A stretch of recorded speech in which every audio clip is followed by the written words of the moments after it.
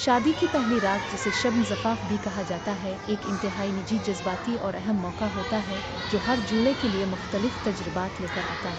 کہانی کا انحصار اس بات پر ہے کہ آپ اسے کس نقطہ نظر سے دیکھنا چاہتے ہیں۔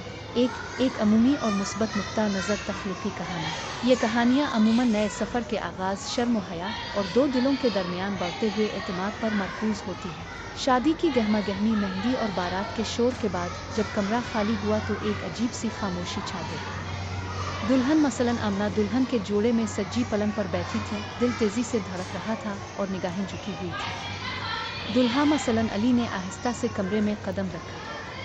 اس کی چال میں تھوڑی سی ہچکچاہٹ اور بہت سارا احترام تھا۔ اس نے کوئی جلدی نہیں کی بلکہ آہستہ سے پاس بیٹھ کر ماحول کو پرسکون کرنے کی کوشش کی۔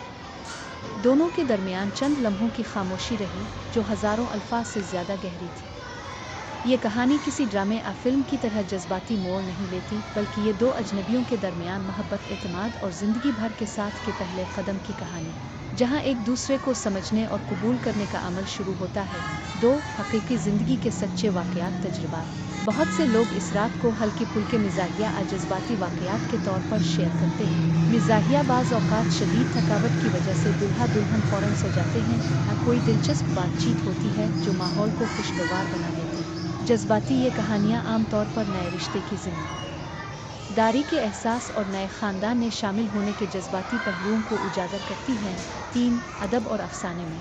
اردو ادب اور ناولوں میں اس رات کو اکثر بہت خوبصورت اور شاعرانہ انداز میں پیش کیا جاتا ہے، جہاں جذبات، شرم اور امید کا ملا جلا ذکر ہوتا ہے۔ اہم نوٹ: چونکہ یہ موضوع ذاتی اور حساس نوعیت کا ہے، اس لیے کھلے عام تفصیلات شیئر کرنا یا بہت زیادہ ذاتی کہانیاں بیان کرنا مناسب نہیں سمجھا جاتا۔ ادب میں بھی اس کی عکاسی علامتی طور پر کی جاتی ہے۔ اگر آپ کسی خاص قسم کی کہانی، مثلاً ایک مزاحیہ سچا واقعہ، ایک رومانوی افسانہ یا ایک اخلاقی کہانی پڑھنا چاہتے ہیں تو واضح کر سکتے ہیں۔